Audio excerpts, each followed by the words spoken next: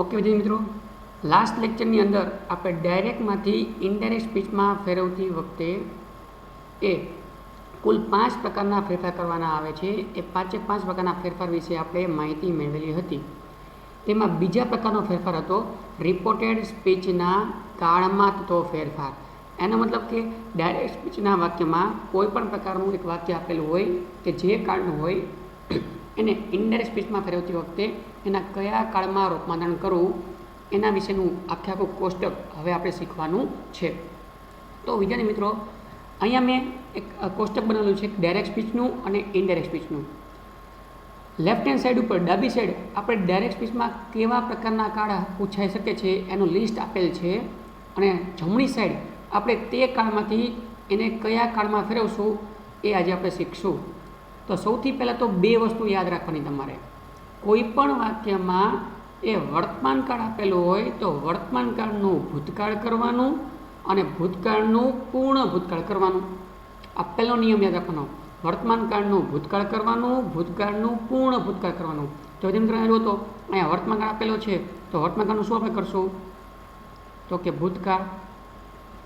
અહીંયા ભૂતકાળ આપેલો એનું શું કરશું તો કે પૂર્ણ ભૂતકાળ.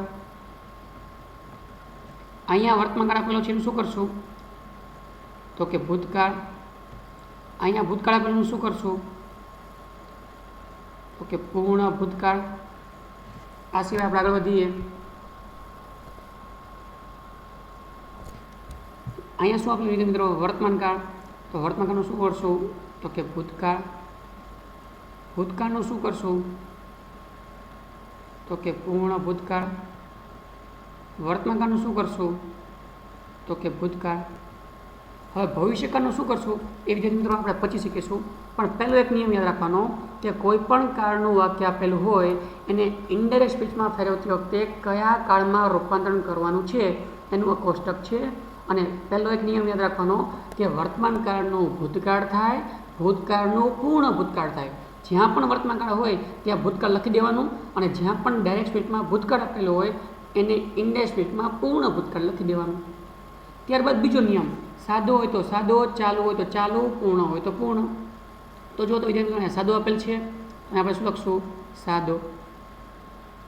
અહીંયા શું આપેલ છે સાદો, તો જમણી સાઈડ પણ આપણે સાદો લખવો પડે, પણ સાદો પૂર્ણ ભૂતકાળ એવું વ્યવહારમાં આવતું નથી તો લખવાનું નહીં. કારણ કે ચાલુ પૂર્ણ ભૂતકાળ હોય પરંતુ સાદો પૂર્ણ ભૂતકાળ આવતો નથી એટલે લખવાનું થતું નથી. હવે જો ત્રીજામાં ચાલુ આપેલ છે તો આપણે ઇનડાયરેક્ટ સ્પીચમાં ફેરવતી વખતે પણ એને ચાલુ લખીશું. અહીંયા ચોથા વાક્યમાં ચાલુ આપેલ છે તો પણ ઇનડાયરેક્ટ સ્પીચમાં ફેરવતી વખતે આપણે આગળ એ ચાલુ લખીશું. ત્યારબાદ વાત કરીએ પાંચમામાં આગળ પૂર્ણ આપેલ છે તો અહીંયા પણ આપણે પૂર્ણ લખીશું.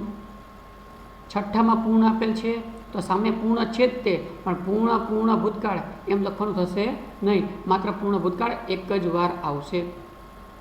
સાતમામાં ચાલુ પૂર્ણ બે છે તો આપણે અહીંયા ચાલુ અને પૂર્ણ એ બંને લખીશું. તો વિદ્યાર્થી મિત્રો, આ આપણો આન્સર થઈ ગયો કે જ્યારે પણ ડાયરેક્ટ સ્પીચના વાક્યમાં આ પ્રકારના વાક્ય પૂછાય, કેવા તો કે સાદો વર્તમાનકાળ પૂછાય તો આપણે એને ઇનડાયરેક્ટ સ્પીચમાં ફેરવતી વખતે શું કરવાનું થશે, એનું સાદો ભૂતકાળ કરવાનું થશે. ડાયરેક્ટ સ્પીચમાં જ્યારે સાદો ભૂતકાળ આપેલો હોય ત્યારે ઇનડાયરેક્ટ સ્પીચમાં એનો પૂર્ણ ભૂતકાળ કરવાનું થશે. ડાયરેક્ટ સ્પીચમાં જ્યારે ચાલુ વર્તમાનકાળ આપેલો હોય ત્યારે ઇનડાયરેક્ટ સ્પીચમાં એનો ચાલુ ભૂતકાળ કરવાનો થશે. ડાયરેક્ટ સ્પીચમાં જ્યારે ચાલુ ભૂતકાળ આપેલો હોય ત્યારે ઇનડાયરેક્ટ સ્પીચમાં એનો ચાલુ પૂર્ણ ભૂતકાળ કરવાનો થશે.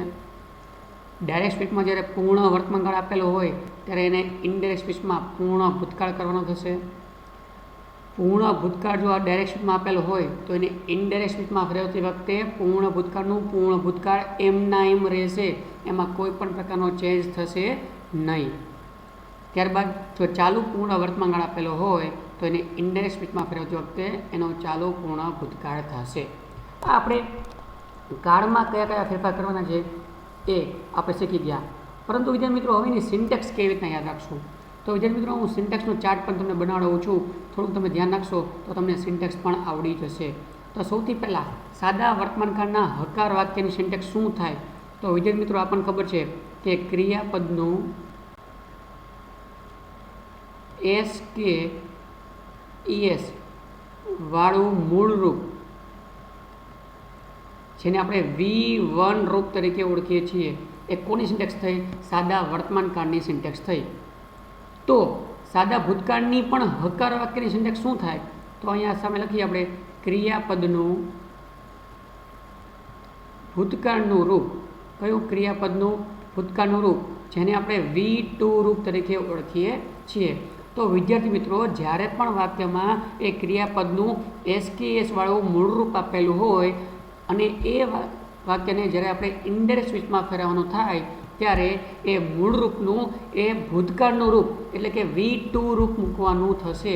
સાદી ભાષામાં જો સિમ્પલમાં યાદ રાખવું હોય તો તમે આવું પણ યાદ રાખી શકો છો કે જ્યારે પણ વાક્યમાં ક્રિયાપદનું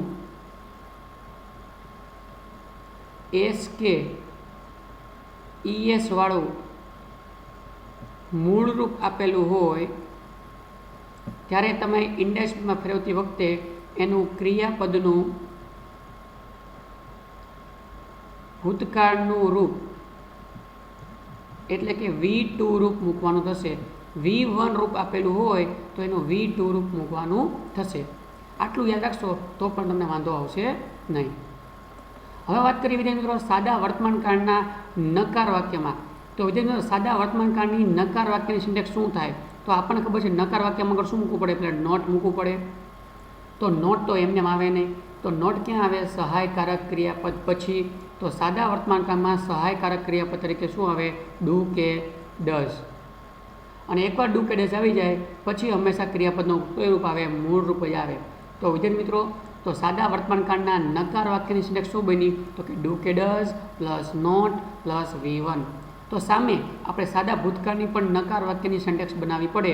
તો સાદા ભૂતકાળમાં નકાર વાક્યમાં નોટ તો મૂકવું જ પડે.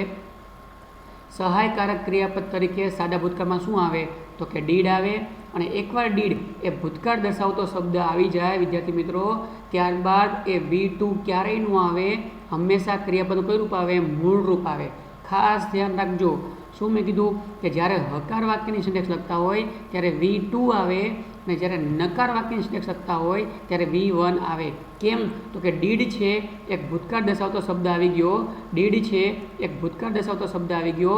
ત્યારબાદ એ હંમેશા ક્રિયાપદનું કયું રૂપ મૂકવાનું થાય? મૂળ રૂપ મૂકવાનું થાય.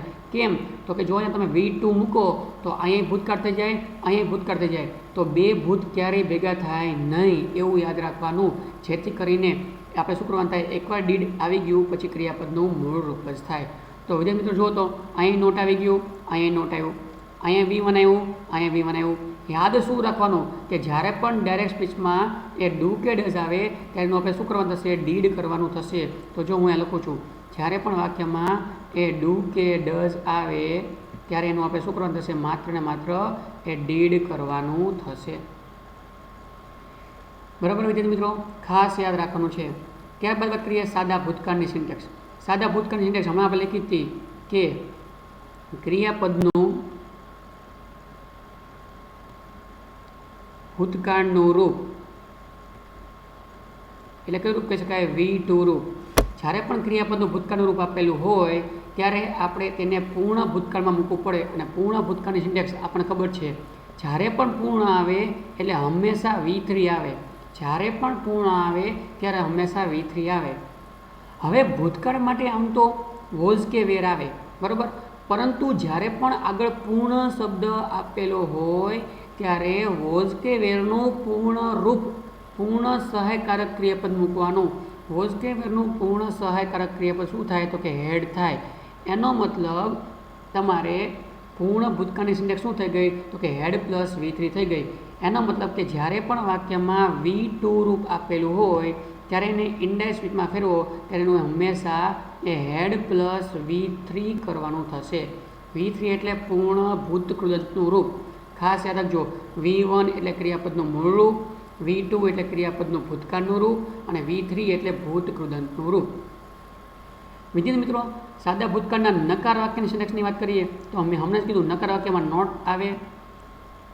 સહાયકારક ક્રિયાપદ તરીકે સાદા ભૂતકાળમાં એ ડીડ આવશે અને ડીડ એક ભૂતકાળ દર્શાવતો શબ્દ આવી ગયો પછી ક્રિયાપદનું કયું રૂપ આવે? હંમેશા મૂળ રૂપ આવે.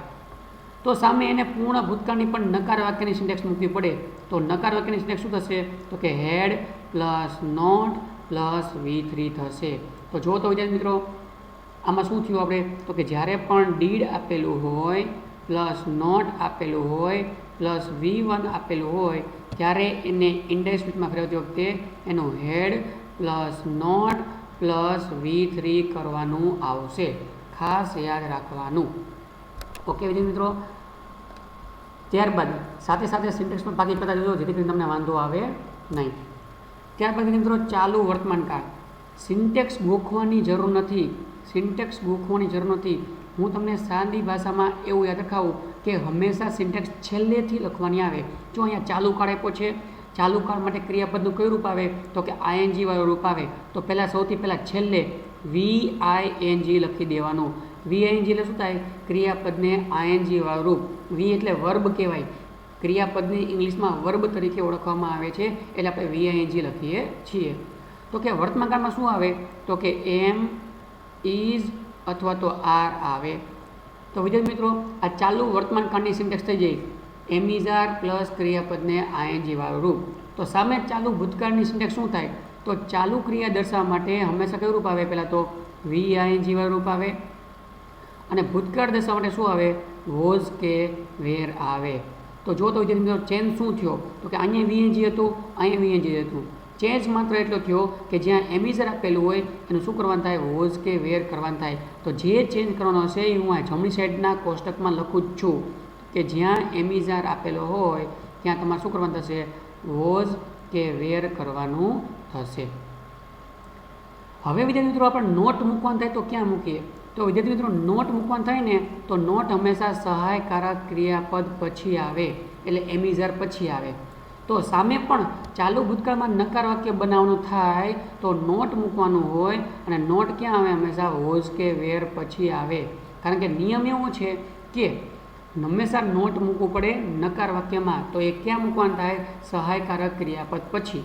તો વિદ્યાર્થી મિત્રો હંમેશા નોટ એ સહાયકારક ક્રિયાપદ પછી જ મૂકવાનું થાય એટલે હું દર વખતે નોટ લખીશ નહીં.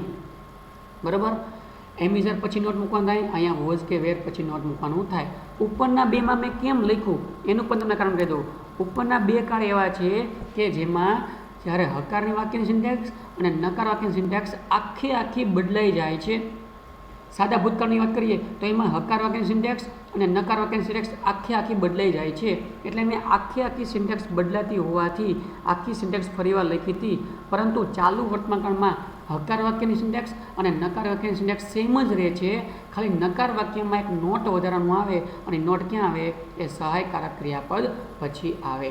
પણ યાદ શું રાખવાનું? જો ડાયરેક્ટ સ્પીચમાં નકાર વાક્ય આપેલું હોય તો આપણે ઇનડાયરેક્ટ સ્પીચમાં પણ એનું નકાર વાક્ય જ મૂકવાનું. ઓકે, ત્યારબાદ આગળ વધીએ. ચાલુ ભૂતકાળ. વિદ્યાર્થીઓ સિન્ટેક્સ ખાવશેલી છે. ચાલુ ભૂતકાળ માટે પહેલાં તો ચાલુ ક્રિયા દર્શાવવા માટે VING વાળું મૂકી દેવાનું. ભૂતકાળ દર્શાવવા માટે વોઝ કે વેર આવે તો આગળ શું મૂકી દેવાનું? વોઝ કે વેર. તો ચાલુ ભૂતકાળની સિન્ટેક્સ શું થઈ જાય? વોઝ કે વેર પ્લસ ક્રિયાપદનું ING વાળું રૂપ. તો સામે ચાલુ પૂર્ણ ભૂતકાળની સિન્ટેક્સ શું થાય? તો ઊંધેથી જવાનું વિદ્યાર્થી મિત્રો. ચાલુ કીધું તો સૌથી પહેલાં VING મૂકી દેવાનું. હવે જો પૂર્ણ કીધું વિદ્યાર્થી મિત્રો, પૂર્ણ કીધું છે એનો મતલબ કે પૂર્ણ માટે હંમેશા V3 આવે. V3 આવે એટલે ક્રિયાપદનું ભૂત કૃદંતનું રૂપ આવે. પરંતુ અહીંયા એકવાર ક્રિયાપદને ING રૂપ લગાડી દીધું છે એનો મતલબ કે હવે એ ક્રિયાપદને આપણે V3 મૂકી શકીશું નહીં. તો હવે શું કરવાનું? તો ચાલુ માટે VING લખી નાખ્યું. તો પૂર્ણ કરવા માટે એ V3 મૂકવું પડે. તો V3 માટે શું કરશું? પહેલાં એક બી એક ક્રિયાપદ લેશું અને બીનું V3 શું થાય? તો કે બીન થાય. એનો મતલબ કે ચાલુ ક્રિયા માટે VING આવી ગયું, પૂર્ણ માટે બીન આવી ગયું. હવે આપણને ખબર છે ભૂતકાળ માટે વોઝ કે વેર આવે. પણ હમણાં જ વિદ્યાર્થી મિત્રો મેં એવું કીધું કે આગળ પૂર્ણ શબ્દ આવે ત્યારે વોઝ કે વેરનું પૂર્ણ રૂપ મૂકવાનું. પૂર્ણ રૂપ શું થાય? તો કે હેડ થાય. તો વિદ્યાર્થી મિત્રો અહીંયા જુઓ તો કે VING અહીંયા હતું, VING અહીંયા હતું. ચેન્જ શું થયું? તો કે જ્યાં વોઝ કે વેર આપેલું હતું એનું શું થાય? હેડ પ્લસ બીન થાય. તો હું અહીંયા લખું છું જમણી સાઈડના કોષ્ટકમાં કે જ્યાં વોઝ કે વેર આપેલું હોય ત્યાં એનું શું કરવાનું આવે? તો કે હેડ બીન મૂકવાનું આવશે. ત્યારબાદ વાત કરીએ વર્તમાન કાળની સિન્ટેક્સ. તો વર્તમાન કાળ માટે શું આવે અને પૂર્ણ માટે શું આવે. તો આખી પૂર્ણ વર્તમાન કાળની સિન્ટેક્સ જો યાદ રાખવી હોય તો કેવી રીતના યાદ રાખી શકાય. તો પૂર્ણ માટે હંમેશા પહેલાં V3 આવે ને આવે જ મૂકી જ દેવાનું. હવે વર્તમાન કાળ માટે શું આવે, એમ ઇઝ કે આર આવે, પણ એમ ઇઝ આરની આગળ જો પૂર્ણ રૂપ શબ્દ મૂકેલો હોય તો એમ ઇઝ આરનું પૂર્ણ રૂપ શું થાય, તો કે એમ ઇઝ આરનું પૂર્ણ રૂપ હેવ કે હેઝ થાય.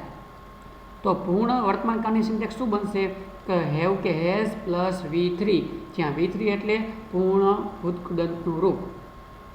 તો સામે પૂર્ણ ભૂતકાળની સિન્ટેક્સ શું થાય, પૂર્ણ માટે V3 આવે, ભૂતકાળ માટે શું આવે તો કે વોઝ કે વેર આવે, પણ આગળ પૂર્ણ શબ્દ આવી ગયો તો વોઝ કે વેરનું પૂર્ણ રૂપ શું થાય તો કે હેડ થાય.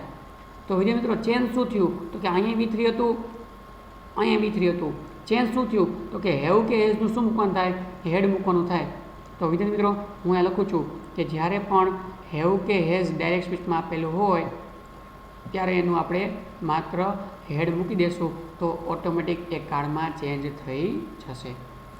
વિદ્યાર્થી મિત્રો પૂર્ણ ભૂતકાળ કેવું રહેશે, એમનેમ. જો ડાયરેક્ટ સ્પીચના વાક્યમાં પૂર્ણ ભૂતકાળનું રૂપ આપેલું હોય તો તેવા વાક્યને ઇનડાયરેક્ટ સ્પીચમાં ફેરવતી વખતે એનો પૂર્ણ ભૂતકાળ એમના એમ રહે છે. એનો મતલબ કે પૂર્ણ કાળ માટે પહેલાં V3 આવે અને ભૂતકાળ માટે વોઝ કે વેર આવે, પરંતુ આગળ પૂર્ણ શબ્દ આપેલો હોવાથી વોઝ કે વેરનું પૂર્ણ રૂપ એટલે આપણે હેડ મૂકવાનું થશે. એનો મતલબ કે જ્યારે પણ વાક્યમાં હેડ પ્લસ V3 આપેલું હોય તો એનું had plus V3નું had plus V3 એમના એમ રહેશે. આમાં કોઈ પણ પ્રકારનો ચેન્જ કરવાનો આવતો નથી, એટલા માટે આપણે આ જમણી સાઈડના આ કોષ્ટકની અંદર કંઈ ઉમેરતા નથી. ઓકે વિદ્યાર્થી મિત્રો, ત્યારબાદ આપણે આગળ વધીએ ચાલુ પૂર્ણ વર્તમાન કાળ. તો વિદ્યાર્થી મિત્રો ચાલુ પૂર્ણ વર્તમાન કાળની સિન્ટેક્સ કેવી રીતના પાકી કરવાની. તો ચાલુ ક્રિયા દર્શાવવા માટે પહેલાં કયું રૂપ આવે તો કે ક્રિયાપદનું ING વાળું રૂપ આવે. પૂર્ણ કાળ દર્શાવવા માટે V3 આવે, પણ એકવાર VING આવી ગયું છે એટલે હવે એ જ ક્રિયાપદમાં આપણે V3 મૂકી શકીશું નહીં. તો શું કરવાનું તો કે B મૂકવાનું અને Bનું V3 શું મૂકવાનું તો કે બીન મૂકવાનું. ત્યારબાદ વર્તમાન કાળ દર્શાવવા માટે આમ તો એમ ઇઝ કે આર આવે, પણ આગળ પૂર્ણ શબ્દ આવી ગયો છે એટલા માટે એમ ઇઝ આરનું પૂર્ણ રૂપ એટલે શું મૂકશું, હેવ કે હેઝ મૂકીશું. તો વિદ્યાર્થી મિત્રો હેવ કે હેઝ પ્લસ બીન પ્લસ ક્રિયાપદને ING વાળું રૂપ એક કોની સિન્ટેક્સ થઈ ગઈ, ચાલુ પૂર્ણ વર્તમાન કાળની સિન્ટેક્સ થઈ ગઈ. ઓકે, ત્યારબાદ વાત કરીએ આપણે ચાલુ પૂર્ણ ભૂતકાળની સિન્ટેક્સ. તો વિદ્યાર્થી મિત્રો ચાલુ પૂર્ણ ભૂતકાળ માટેની સિન્ટેક્સ શું છે, તો ચાલુ ક્રિયા દર્શાવવા માટે પહેલાં હંમેશા કયું રૂપ મૂકશું, ING વાળું રૂપ મૂકશું. પૂર્ણ ક્રિયા દર્શાવવા માટે આપણે પહેલાં B મૂકશું અને Bનું V3 એટલે શું મૂકશું, બીન. ભૂતકાળ દર્શાવવા માટે આમ તો વોઝ કે વેર આવે, પણ આગળ પૂર્ણ શબ્દ આવી ગયેલો હોવાથી વોઝ કે વેરનું પૂર્ણ સ્વરૂપ એટલે શું મૂકશું, આપણે હેડ મૂકીશું. તો વિદ્યાર્થી મિત્રો ચેન્જ શું થયો તો કે અહીંયા VNG હતું, અહીંયા VNG હતું, અહીંયા બીન હતું, અહીંયા બીન હતું. ચેન્જ શું થયું તો કે હેવ કે હેઝનું શું થાય, હેડ થાય. તો વિદ્યાર્થી મિત્રો હેવ કે હેઝનું હેડ થાય એવું તો આપણે જમણી સાઈડના કોષ્ટકની અંદર આ ઉમેરેલું જ છે. ઓકે મિત્રો, ત્યારબાદ આપણે આગળ વધીએ. આ બધા કાળ આવી ગયા છે મિત્રો, આના સિવાયના કાળ પૂછાશે નહીં, અને આના સિવાયના કાળ પૂછાય તો પણ તમારે સિન્ટેક્સ એ જ યાદ રાખવાની છે કે હંમેશા બે નિયમો યાદ રાખવાના. શું તો કે પહેલાં વર્તમાન કાળનું ભૂતકાળ થાય, ભૂતકાળનું પૂર્ણ ભૂતકાળ થાય એક વસ્તુ, અને બીજી વસ્તુ શું યાદ રાખવાની તો કે સાદો હોય તો સાદો, ચાલુ હોય તો ચાલુ, પૂર્ણ હોય તો પૂર્ણ કાળ. એમાં કોઈ પણ પ્રકારે ચેન્જ કરવાનો આવતો નથી. હવે વિદ્યાર્થી મિત્રો લાસ્ટ કાળની વાત કરીએ, સાદો ભવિષ્યકાળ. તો આપણને ખબર હોવી જોઈએ કે સાદા ભવિષ્યકાળની સિન્ટેક્સ શું છે, તો કે સાદા ભવિષ્યમાં શેલ કે વિલ પ્લસ ક્રિયાપદનું મૂળરૂપ આવે. તો જ્યારે પણ વાક્યમાં સાદો ભવિષ્યકાળ આપેલો હોય ત્યારે આપણે એને ઇનડાયરેક્ટ સ્પીચમાં ફેરવતી વખતે શું કરવાનું.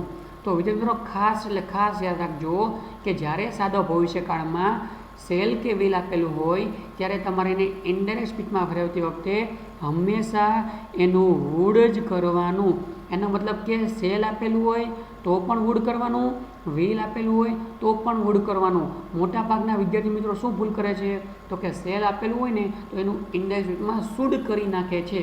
તો વિદ્યાર્થી મિત્રો સેલનું શુડ કેમ ન થાય એનું તમને કારણ કહું તો કે સેલ છે ને, સેલ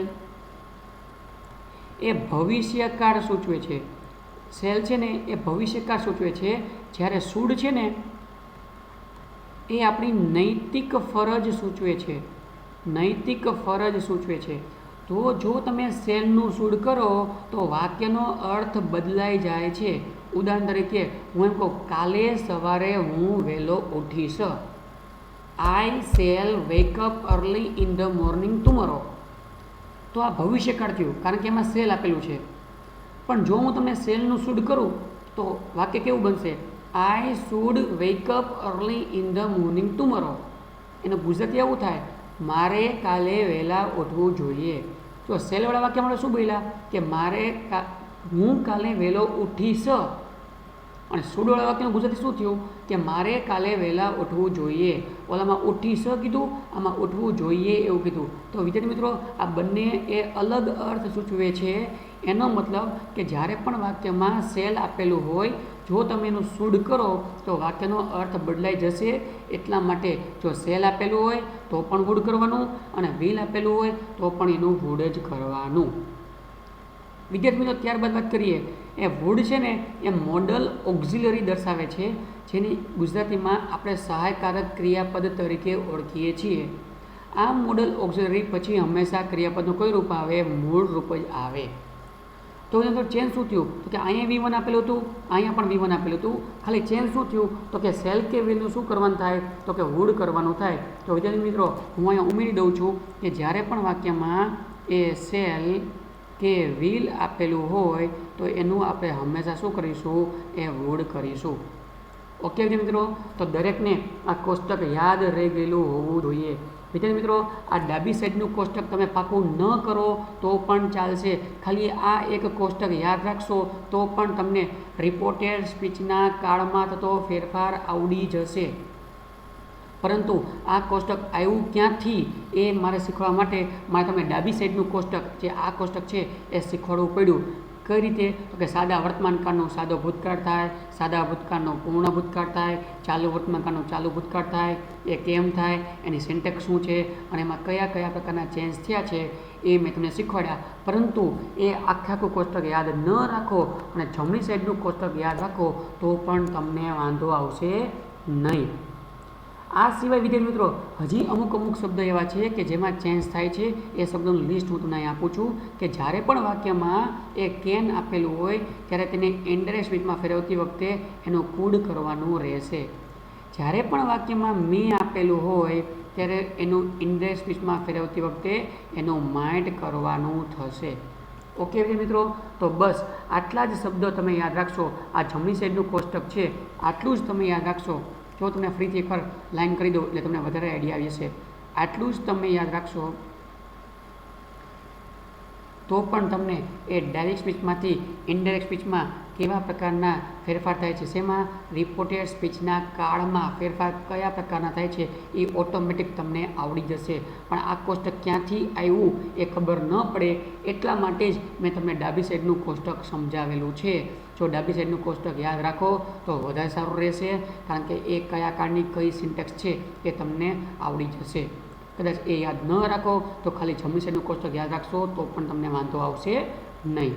ઓકે, અને વિદ્યાર્થી મિત્રો, કયા કાળની કઈ સિન્ટેક્સ છે, આ 12 કાળ ઇંગ્લિશમાં આવે છે.